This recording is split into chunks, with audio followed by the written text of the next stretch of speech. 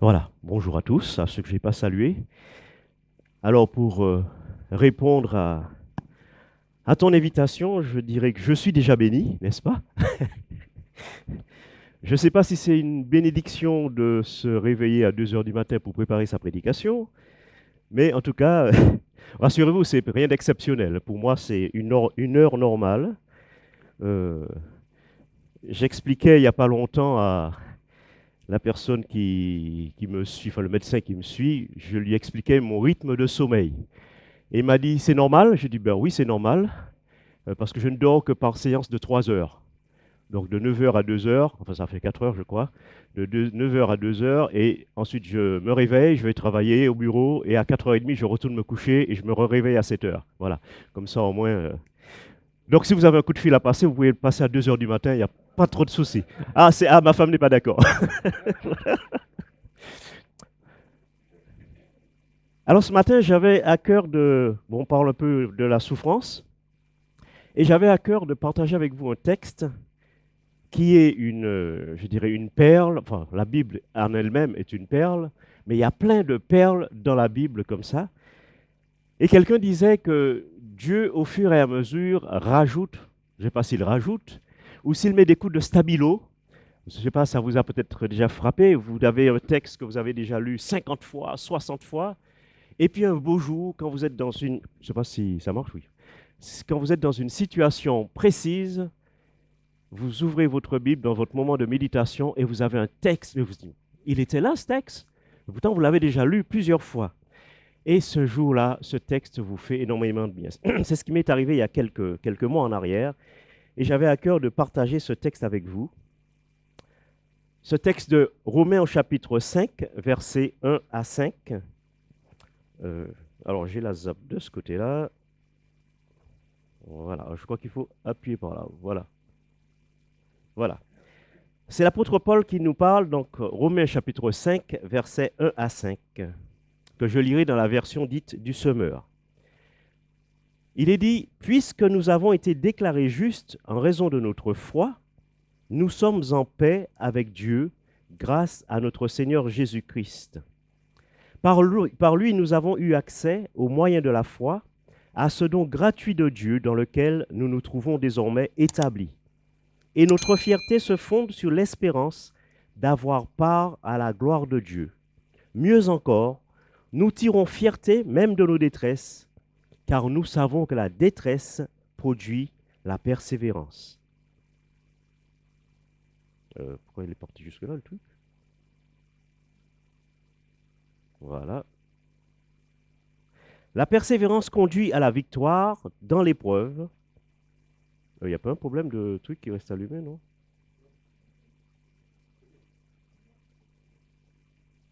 Ah, oui, d'accord. Bon, j'ai rien contre le mélange de couleurs, hein, donc voilà. Alors, je reprends. Et la persévérance conduit à la victoire dans l'épreuve, et la victoire dans l'épreuve nourrit l'espérance. Or, notre espérance ne risque pas d'être déçue, car Dieu a versé son amour dans nos cœurs par l'Esprit Saint qu'il nous a donné. Donc, le texte que nous venons de lire commence par la particule conclusive. C'est donc une conclusion de ce qui a été dit dans le chapitre précédent. Et on peut dire que c'est une conclusion triomphante. Il n'y a aucun doute à avoir, vous êtes déclarés justes par la foi et vous avez la paix avec Dieu. Et même quand l'adversaire de nos âmes nous mène sur ce terrain du doute, vous pouvez et vous devez lui répondre, c'est écrit noir sur blanc, et c'est Dieu qui l'a dit par la bouche de l'apôtre Paul, je ne peux que l'accepter par la foi.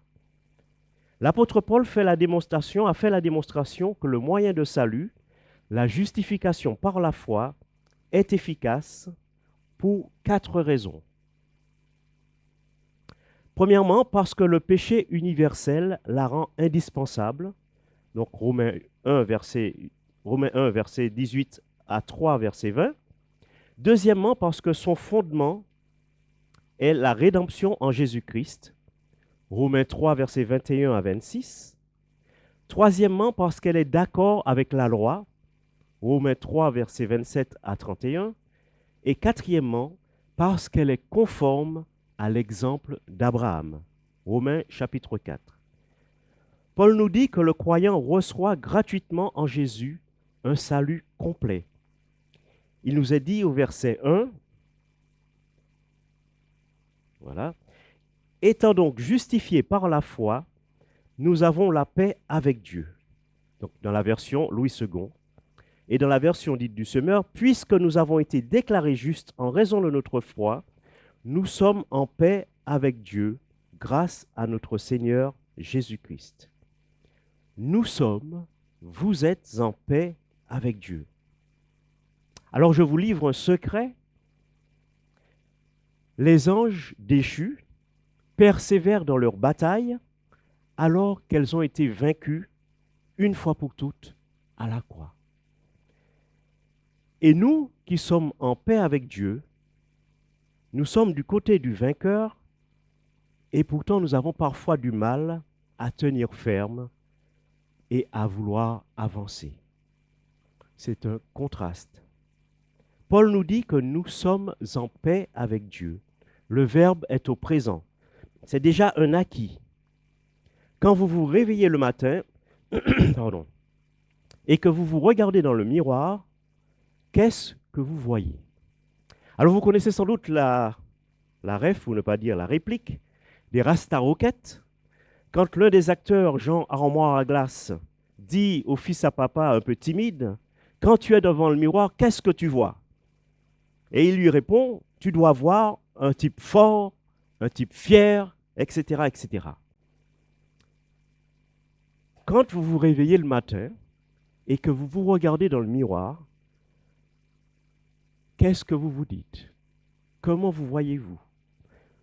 Vous vous direz, demain, quand vous vous réveillerez, quand vous irez devant votre miroir à la salle de bain, vous vous direz, je suis un vainqueur parce que je suis du côté du vainqueur, parce que j'ai la paix avec Dieu. Vous pouvez reprendre cette phrase du psalmiste qui dit dans plusieurs psaumes, « Pourquoi donc, ô mon âme, es-tu si abattue et gémis-tu au-dedans de moi? Mets ton espoir en Dieu, je le louerai encore, mon Sauveur et mon Dieu. » Nous avons la paix avec Dieu et cela pourrait nous pousser à une certaine fierté. Mais la gloire revient à Dieu et à Dieu seul, car c'est à lui que nous devons d'avoir eu par la foi accès à cette grâce. Donc, plus de doute. Nous pouvons en tant que chrétiens et nous devons nous emparer de cette pleine certitude, de cette pleine victoire. Notre justification est bien établie grâce au sang de Christ, grâce à son œuvre à la croix. Dieu nous tient pour justes. Dieu nous offre toute l'abondance des résultats de l'œuvre de Christ pour le présent et pour l'avenir. Quand vous êtes assis sur le banc des accusés au tribunal et que le juge frappe de son marteau et vous déclare non coupable, il met fin à tout débat concernant votre affaire, sauf si vous faites appel ou que la partie adverse fasse appel. Mais quoi qu'il en soit, quand vous sortez du tribunal, quoi qu'en dise la partie adverse, quoi qu'en disent les journaux ou même votre voisinage, vous êtes déclaré non coupable. Graciés par le juge suprême, nous sommes réconciliés avec Dieu et entretenons avec lui des rapports tout nouveaux. Connaissant Dieu maintenant comme celui qui justifie, nous sommes en paix avec lui. Nous sommes et nous savons que nous sommes acceptés. Il n'y a plus de différend entre nous et le Dieu saint. La paix avec Dieu est inébranlable, elle est éternelle. Rien ne peut la troubler, ni le souvenir de nos fautes passées, les plus humiliantes, ni les accusations d'une conscience coupable, maintenant purifiée. Même la découverte qu'il nous arrive encore de pécher ne remet pas en cause la paix que nous avons avec Dieu. Si vous doutez de votre salut, en vous appuyant davantage sur vos sentiments que sur les affirmations de la parole, vous pouvez perdre la jouissance présente de cette paix, mais en aucun cas son bénéfice. Elle a été faite une fois pour toutes par notre Seigneur Jésus, par le sang de sa croix, qui se trouve continuellement sous les yeux du Dieu saint. Est-il nécessaire encore d'ajouter que nous ne pouvons rien apporter pour produire cette paix? Le châtiment qui nous procure la paix a été placé sur lui. Elle ne dépend ni des œuvres accomplies, ni de la sainteté de la conduite, ni du service du plus dévoué après la conversion. C'est grâce et par notre Seigneur Jésus-Christ que nous sommes placés dans une position de faveur et d'intimité personnelle avec Dieu. Dieu nous aime comme il aime Jésus.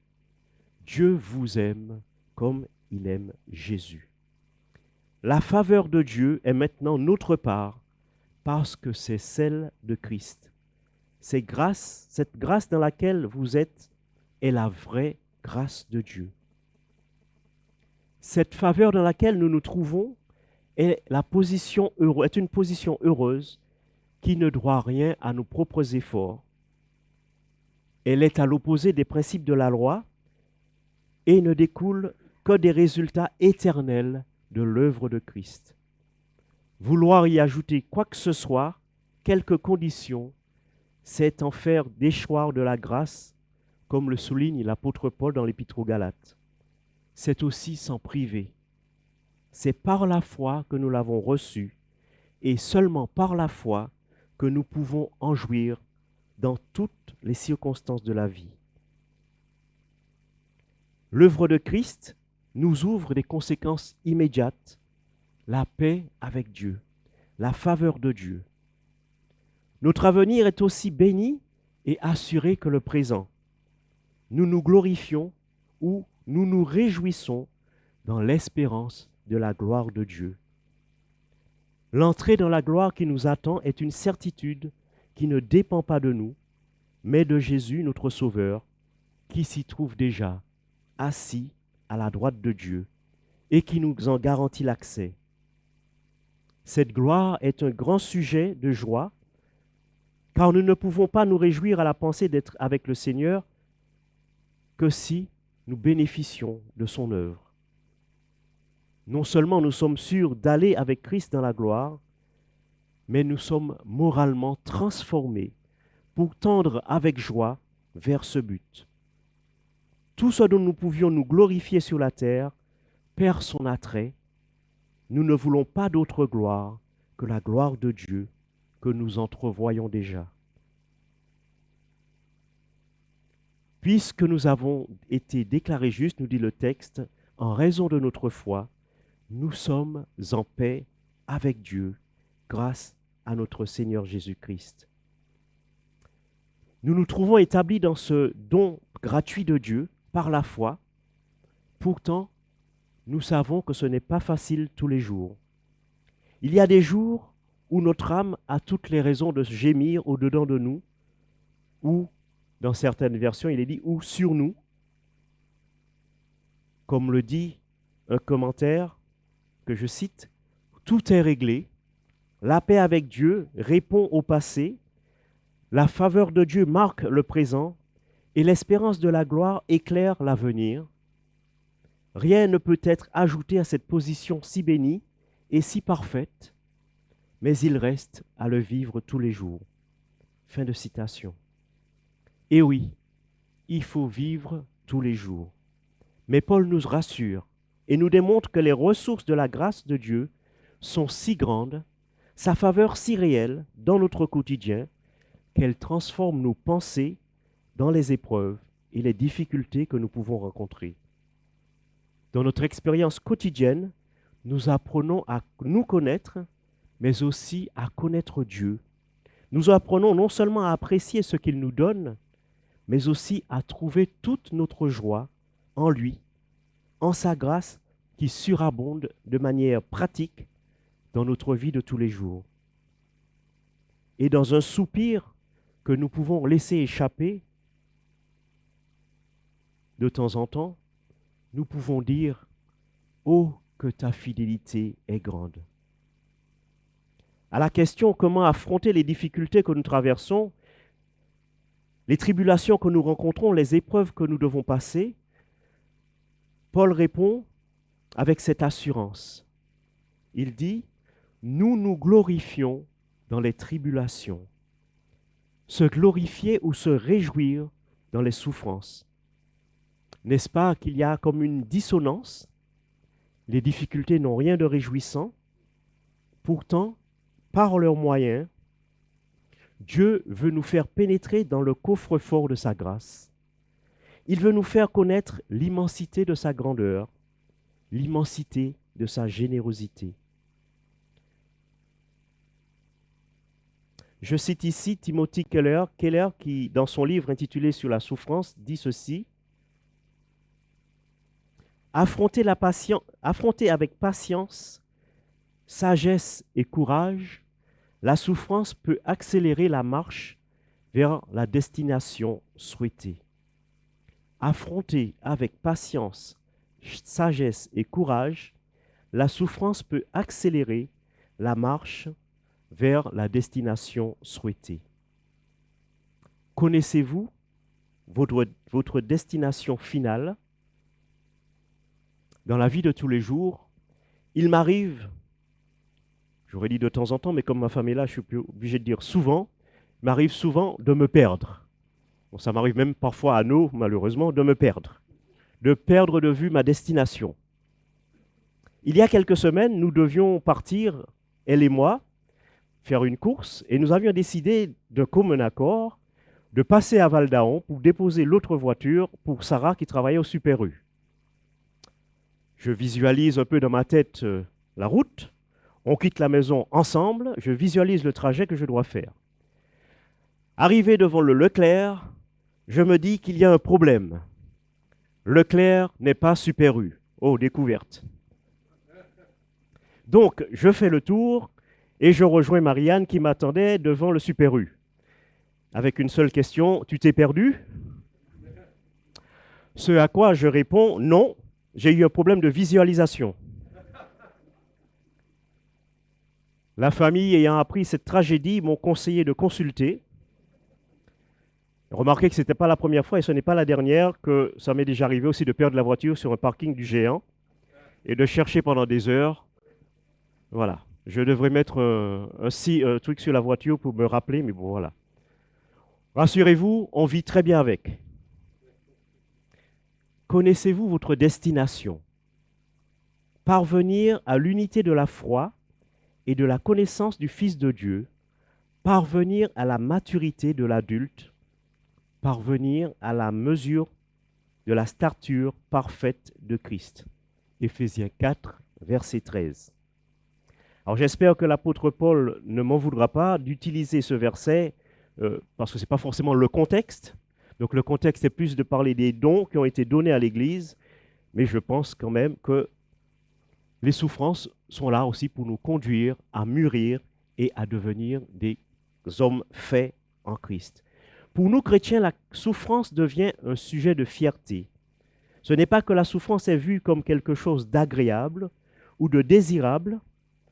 Ça ne nous enlève pas les larmes, cela ne nous enlève pas non plus les lamentations, mais nous pouvons nous réjouir et nous glorifier en dépit de ces afflictions, car nous avons la certitude qu'elles nous préparent à la gloire. Nous discernons un moyen que notre Père céleste utilise pour réaliser son dessein. Car si Jésus lui-même a dû souffrir pour entrer dans la gloire, il ne peut en être autrement pour ses disciples. Voici 3 pépites que l'apôtre place pour jalonner notre route. La persévérance, la victoire, l'espérance. La persévérance, sachant que la détresse produit la persévérance. C'est seulement dans la souffrance que nous apprenons à persévérer.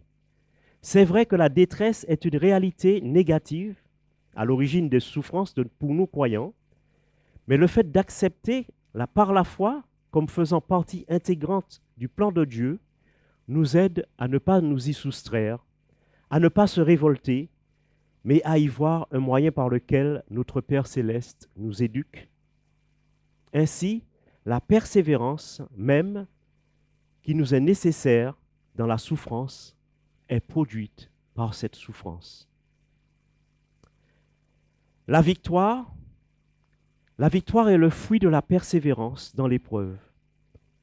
La persévérance, nous dit Paul, conduit à la victoire dans l'épreuve.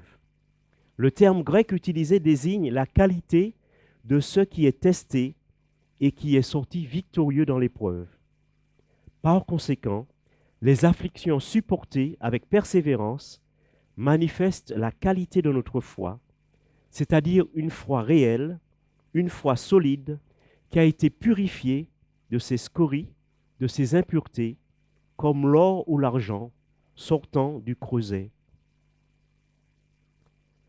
Spurgeon écrit « Ce n'est pas chose insignifiante que d'être élu de Dieu. Ce que le Seigneur a choisi, il en fera des hommes de choix. Mieux vaut être l'élu de Dieu que celui d'une nation entière. Si grand est ce privilège, quelque inconvénient qui puisse l'accompagner, il doit être accepté joyeusement. Même le juif mangeait les herbes amères assaisonnant l'agneau pascal. Ainsi, nous choisissons le creuset puisque c'est là que Dieu nous élit. Et il ajoute, c'est pourquoi, quand la fournaise serait chauffée 7 fois plus, nous ne craignons point, car le Fils de Dieu marchera avec nous au milieu des charbons ardents. Fin de citation. Troisièmement, l'espérance. L'espérance est nourrie par la victoire. Nous avons la certitude de la gloire à venir. Ainsi, la foi éprouvée, résultat de la persévérance dans l'épreuve, ranime l'espérance de notre cœur. En effet, le fait que nous nous tenons fermes dans l'épreuve prouve que Dieu est à l'œuvre dans notre vie. Nous avons l'assurance que le Seigneur nous soutiendra jusqu'à la fin. De ce fait, loin d'être une cause d'abattement et de désespoir, l'épreuve favorise au contraire notre espérance d'avoir part à la gloire de Dieu. C'est la raison pour laquelle nous sommes fiers dans l'affliction. Je vous livre ce cantique je ne sais pas si c'est dans la toile à gloire, mais en tout cas c'est sur les ailes de la foi.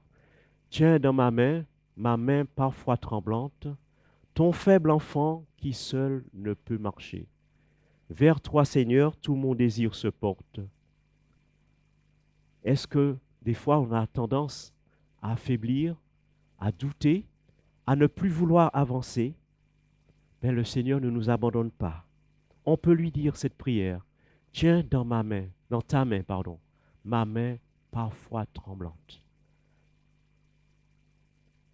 L'apôtre Paul affirme que notre espérance ne risque pas d'être déçue, en ce sens qu'elle s'accomplira de manière sûre. Elle ne peut pas nous tromper, car elle a comme fondement l'amour de Dieu pour nous.